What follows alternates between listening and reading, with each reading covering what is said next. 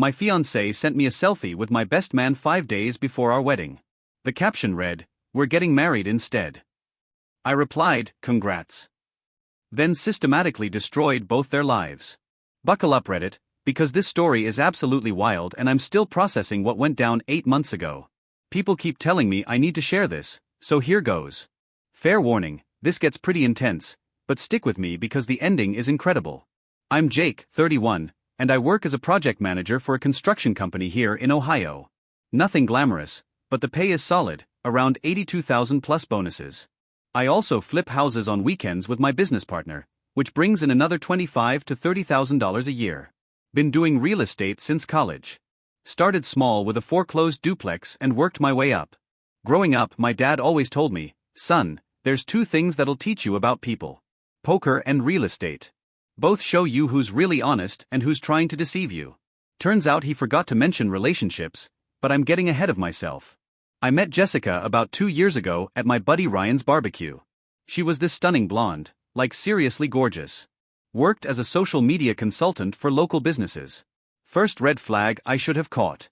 She spent more time photographing her food than eating it. But honestly, I was thinking with the wrong head at the time. Jessica seemed perfect initially. Always wanted expensive restaurants, loved designer everything, kept posting Instagram stories with quotes like, "I deserve the finer things in life, and a real man treats his woman like royalty." Should have seen the writing on the wall, but she was way out of my league looks-wise, and I felt lucky. The first few months were amazing. She was constantly texting, sending photos, telling me how different I was from other guys. Classic manipulation, but I didn't recognize it then. She'd say things like, "You're so mature and successful compared to these boys I usually date. And I love how you take care of me." Made me feel incredible, you know? But looking back, she never paid for anything ever. First date, I covered it. Second date, she forgot her wallet. Third date, her card got declined and she seemed embarrassed. After that, it became normal that I handled everything. Dinners, entertainment, gas, money, shopping trips. She always had excuses. "I'm between clients right now, but have a big contract coming next month. My parents are helping with my student loans, so money's tight. I spent everything on this cute outfit for tonight while wearing a $180 dress." The worst part, she made me feel cheap if I suggested anything free. Wanted to watch movies at home. "That's so boring. Let's go out." Mentioned splitting costs. "Wow, really? I thought you were a gentleman." About 6 months in, she started hinting about moving in together. Her lease was ending. City rent was so expensive and she practically lived at my place anyway. I had this nice 2-bedroom house I bought after saving for 5 years. Nothing fancy, but it was mine. She moved in and immediately started redecorating. New furniture, expensive artwork, designer everything. All purchased with my credit card, naturally. "Baby, we need to make this place feel like home for both of us." When I mentioned her contributing to utilities or groceries, she'd get upset and say things like, "I thought we were building a life together, not running a business." Or she'd get emotional. "Why are you being so mean? I thought you loved me." Classic guilt trips, but I was too blind to see it. The real problem started when she quit her social media consultant job about 8 months after moving in. Said she was burned out and needed to focus on our relationship. Claimed she was applying for better positions, but the market was competitive.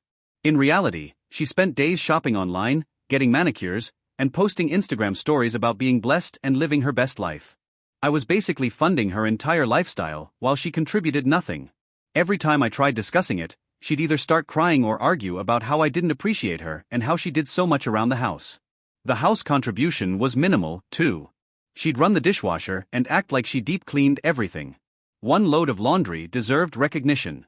Meanwhile, I'm working 50+ hours weekly, plus weekends flipping houses while she watched Netflix and ordered expensive coffee delivery. But she was beautiful and affectionate, so I kept making excuses. She's going through a tough period. Once she finds the right job, things will balance out. She supports me emotionally, that counts for something. Yeah, emotional support. Like getting upset when I worked weekends because it ruined her plans or complaining that my friends were too immature and I should outgrow them. She gradually started isolating me from my social circle, always having reasons why we couldn't hang out with them.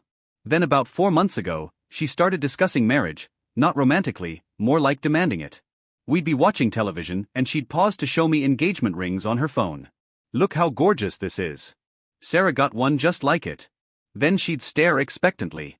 Or she'd mention her friend's wedding and comment, "When we get married, I want something way nicer than this." Not if we got married when. The pressure was intense.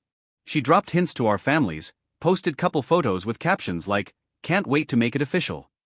And even created a Pinterest board called My Dream Wedding that she'd show me constantly. Finally, around Christmas, I gave in and proposed. Bought her a $4,100 ring.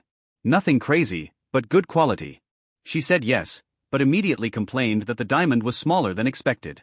"It's beautiful, honey, but I was hoping for something more substantial. You know, since you do so well with your house business, that should have been my warning sign right there." Wedding planning started immediately, and it was like she'd been preparing her whole life. She had spreadsheets, folders of magazine clipping, vendor lists, everything. And every single choice had to be perfect and expensive. Venue $8,200 for the day because we can't get married somewhere cheap. People will judge. Dress $2,700 because this is the most important day of my life. Photography $3,100 because these photos will last forever. Flowers $1,800 because I've always dreamed of peonies. The list continued endlessly. Every decision was the most expensive option available. When I suggested cheaper alternatives, she'd look personally offended. "Jake, this is our wedding. Don't you want it to be special? I can't believe you want me to compromise on the most important day of my life. My friends will think you're cheap if we cut corners." I was looking at close to $34,000 total, more than a third of my annual salary for one day. But she'd already told everyone about the venue, posted engagement photos, and basically locked me into everything. My best man was supposed to be Tyler, my college roommate and business partner in the house flipping operation. We'd been friends for 9 years, started the side business together junior year, and I trusted him completely. He was the only person I knew who could spot a good deal faster than me and wasn't afraid of hard work. Tyler had been acting strange around Jessica lately though. Nothing major, just occasional comments. "You sure she's the one, man? Or, don't you think she's a little demanding?" I figured he was just being protective. Looking back, he was probably trying to warn me. 2 weeks before the wedding, Jessica announced she wanted to quit her new job, some marketing assistant position she'd worked for 3 months, to focus on being a wife. Said modern women shouldn't have to work if their husbands could provide, that we could start trying for kids immediately, and she'd be a stay-at-home mom. I pointed out that we'd never discussed children, and that I wasn't making enough to support both of us comfortably. She had a complete meltdown. Crying, yelling, saying I was ruining her dreams and didn't really love her. "You make good money from houses. We'll be fine. Stop being so negative." She had zero concept of reality. No understanding of what things actually cost or how much money we'd need. In her mind, I was some kind of ATM that would just keep providing forever. That argument should have ended everything. Should have called off the wedding right there. But I was in too deep. Deposits were paid. Family was traveling. She'd already ordered invitations. So, I convinced myself things would work out. Maybe she'd find another job after the honeymoon.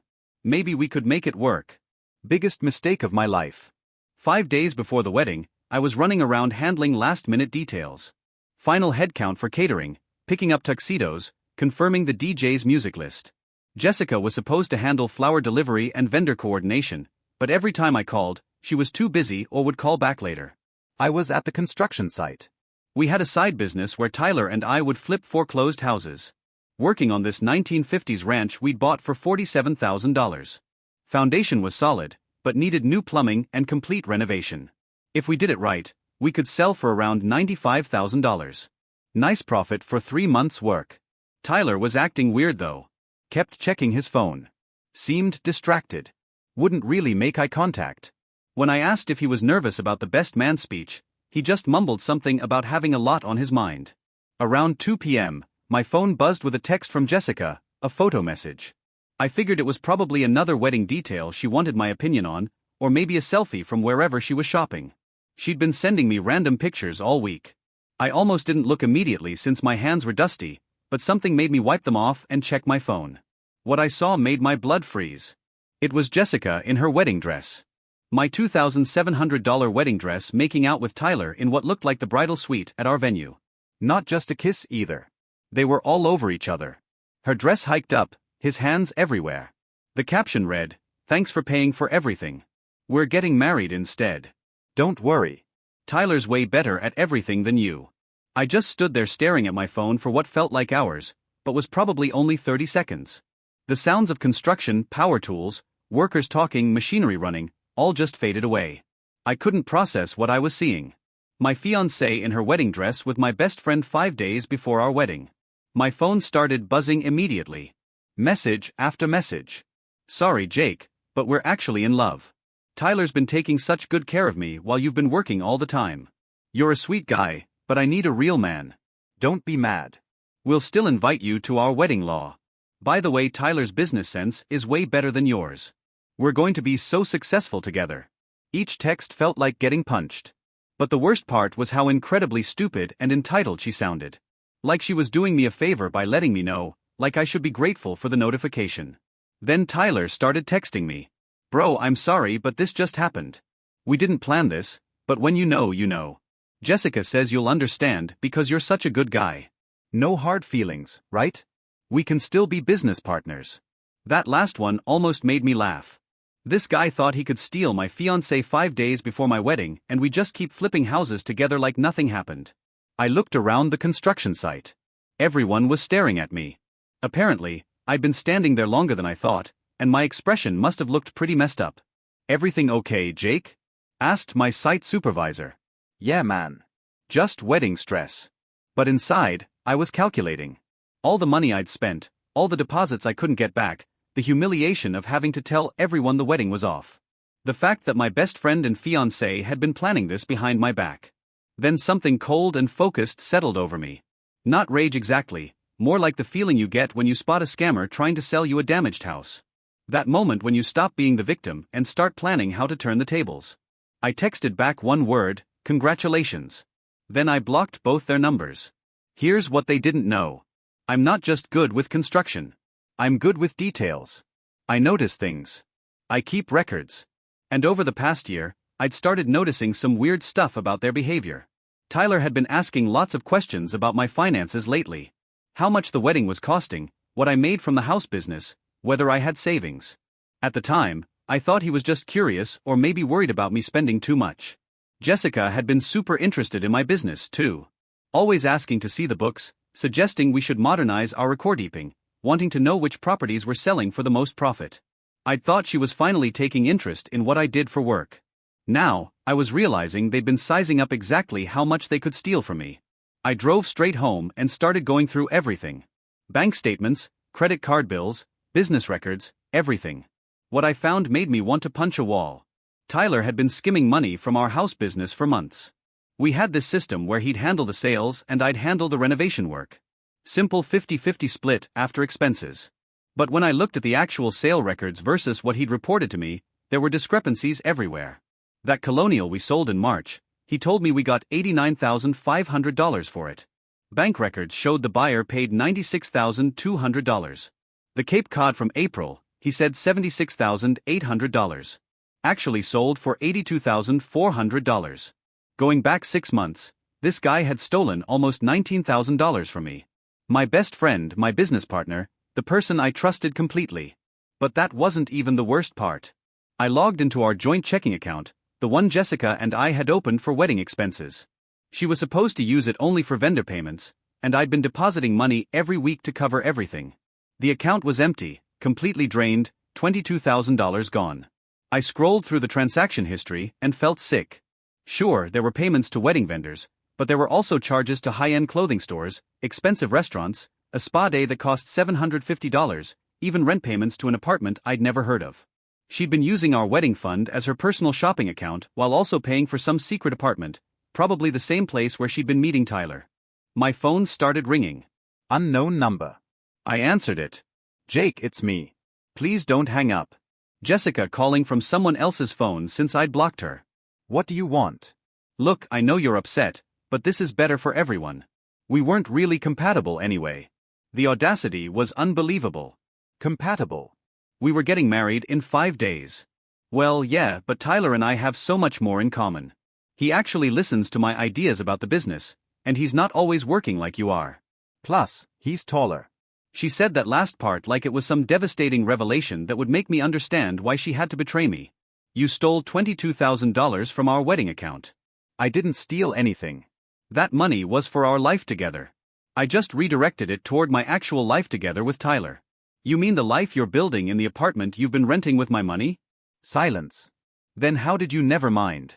Look, I'm trying to be nice about this. Don't make it ugly. You cheated with my best friend in your wedding dress and sent me pictures. How much uglier can it get? God, you're being so dramatic. It's not like we're the first couple to break up before a wedding. At least I'm being honest instead of going through with it when I don't really love you. The entitlement was staggering. In her mind, she was doing me a favor. What about all the vendors, the deposits, the guests flying in? That's your problem to figure out. I never asked you to spend so much money. You chose to go overboard trying to impress me. And there it was. Even stealing from me, even cheating with my best friend, even destroying my life 5 days before our wedding. Somehow, it was still my fault. You're right, I said. I definitely chose poorly. Have a great life, Jessica. I hung up and immediately started making calls. First thing I did was call my lawyer. Yeah, I have a lawyer. When you flip houses, you learn real quick that you need legal protection. Former public defender who went private. Straight shooter who doesn't sugarcoat anything. I need to see you today. My fiancée just cleaned out our joint account and ran off with my business partner 5 days before our wedding. Holy cow, Jake. How much money are we talking about? At least $22,000 from the wedding account. Probably another $19,000 from business fraud, plus all the wedding deposits I can't recover. Maybe $50,000 total. Get down here now. Bring everything. Bank statements, business records, contracts, everything. 2 hours later, I was sitting in his office with a stack of paperwork explaining the whole situation.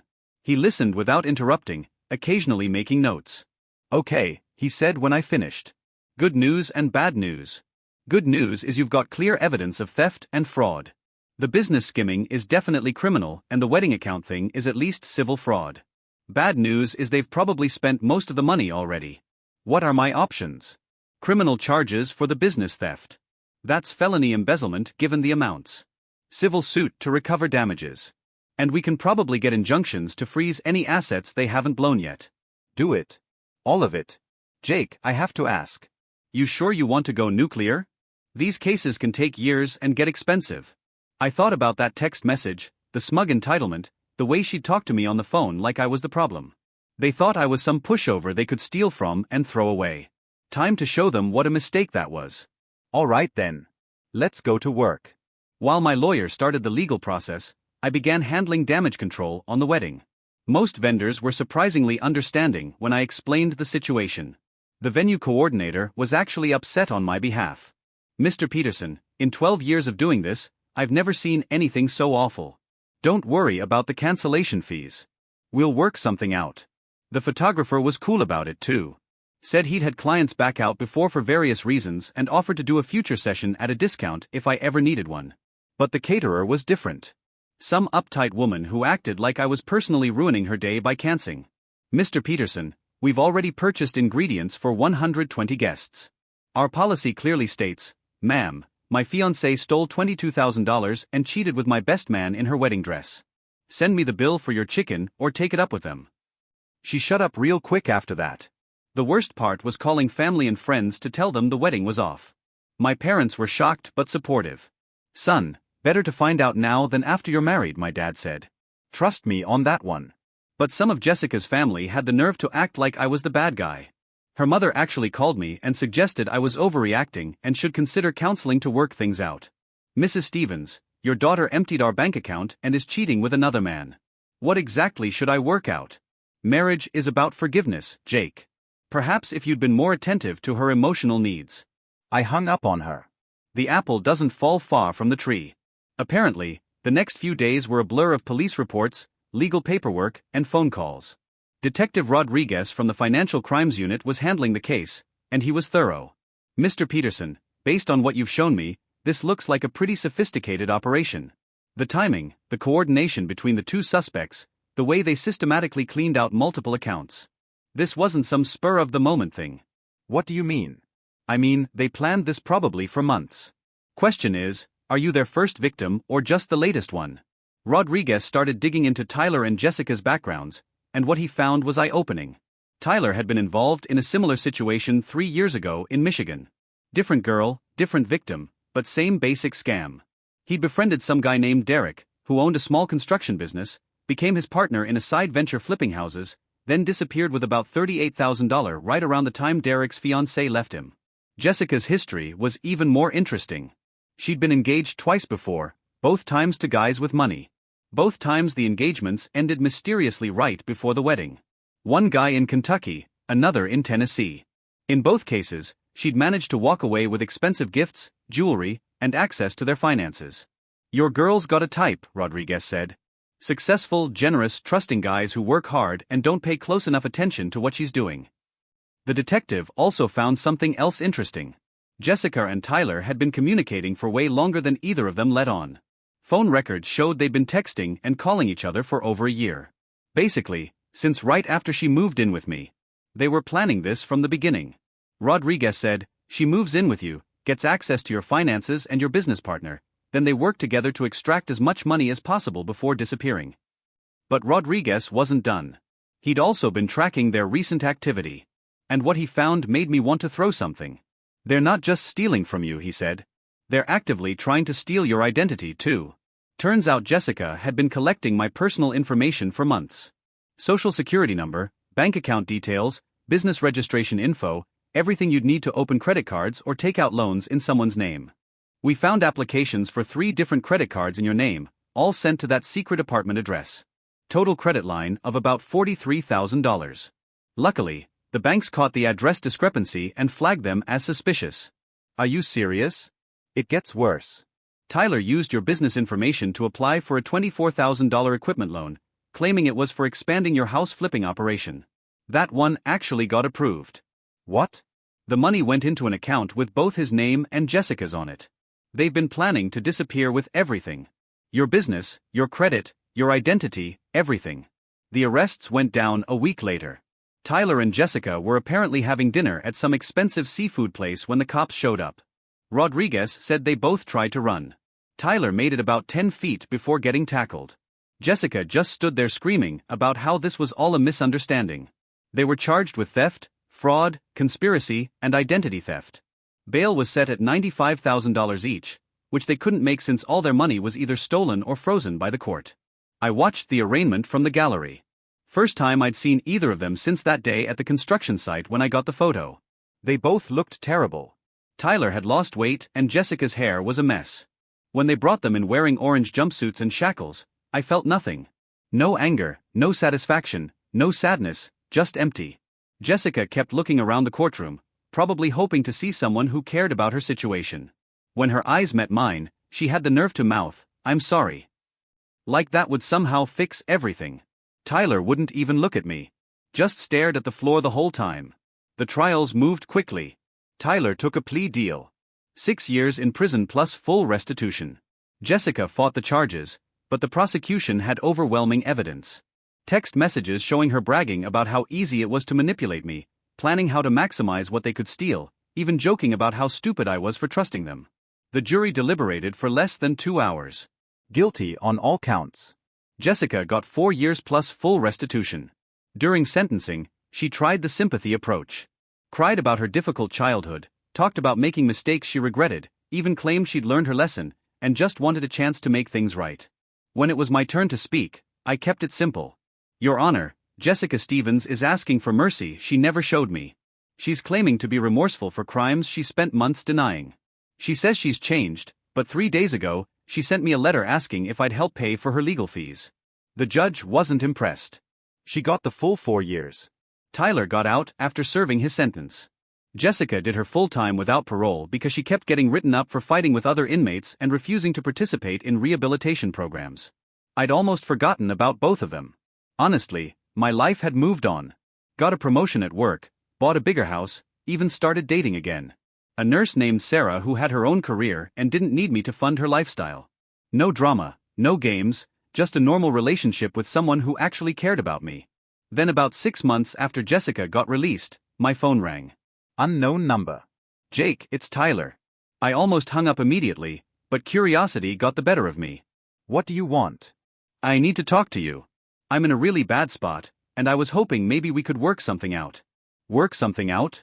You stole $19,000 from me and helped my fiancée clean out our bank accounts. What exactly did you think we were going to work out? I know. I messed up big time, but Jake, I can't find work anywhere. Nobody will hire me with my record. I'm living in some terrible halfway house and I can barely afford food. Sounds like you should have thought about that before becoming a criminal. Please, man. I'm desperate here.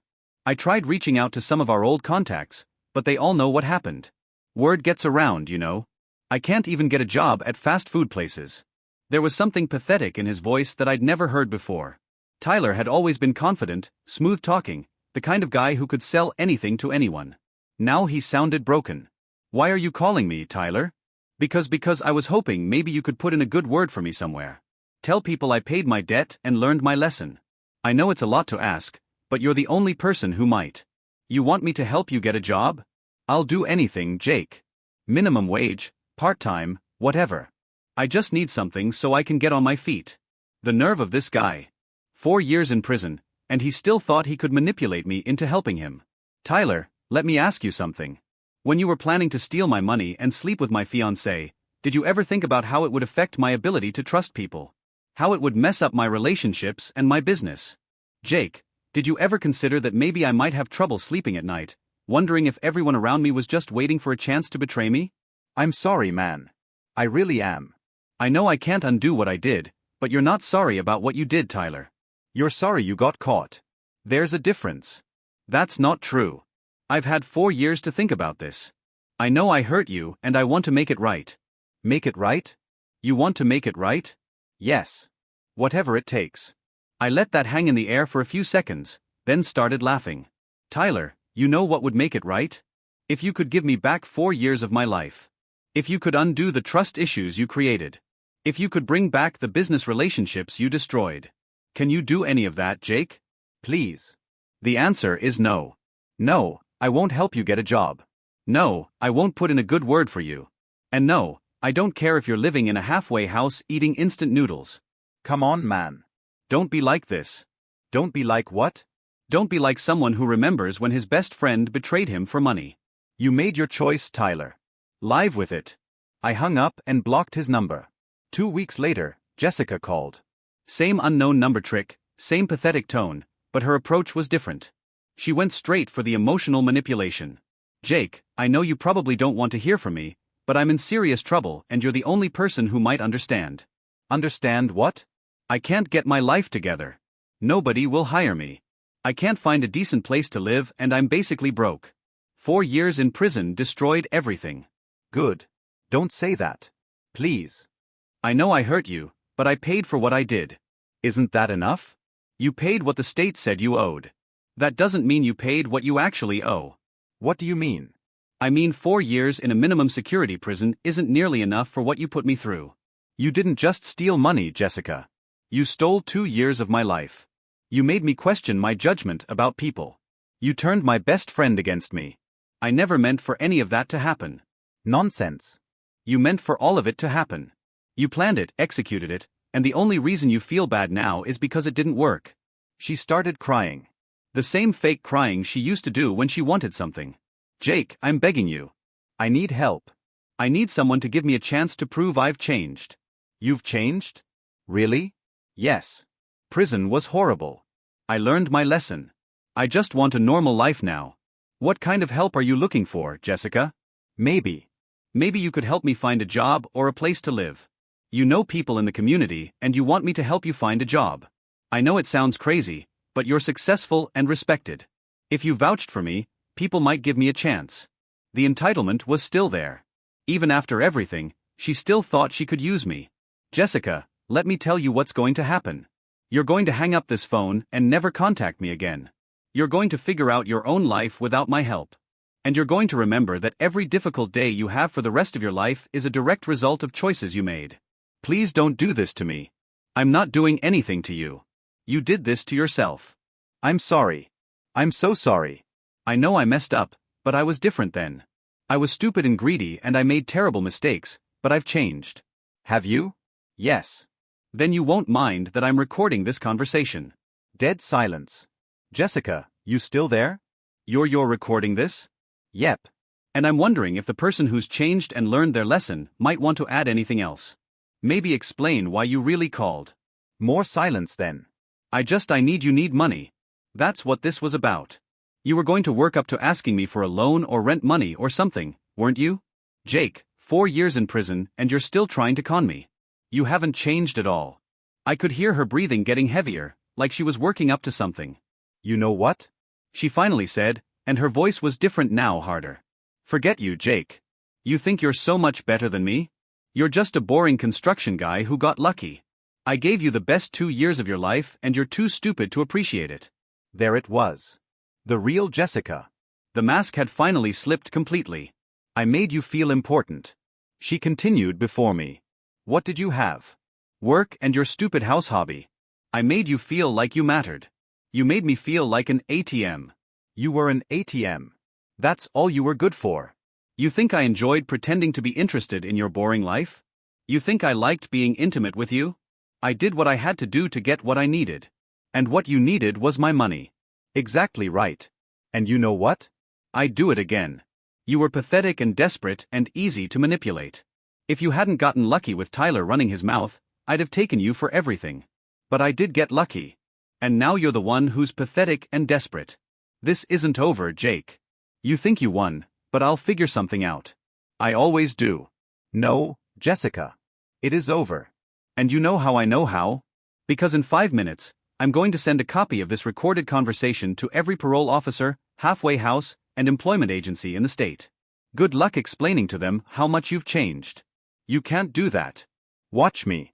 I hung up and immediately called my lawyer. I need you to listen to this recording and tell me if there's anything actionable here.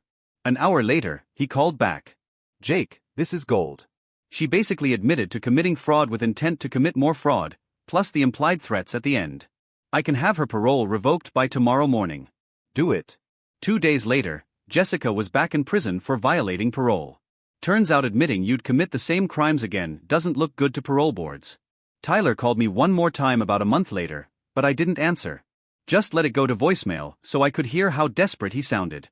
Jake, please pick up. I know you got Jessica in trouble with her parole officer. Look, I get that you're angry, but this is messed up. She's got nowhere to go, and you're making sure she can't get help anywhere. Just call me back, okay? We need to work this out. I saved the voicemail and sent it to Tyler's parole officer too. Harassment of victims is also a parole violation. Tyler got 60 days in county jail and a formal warning. That was 6 months ago. Haven't heard from either of them.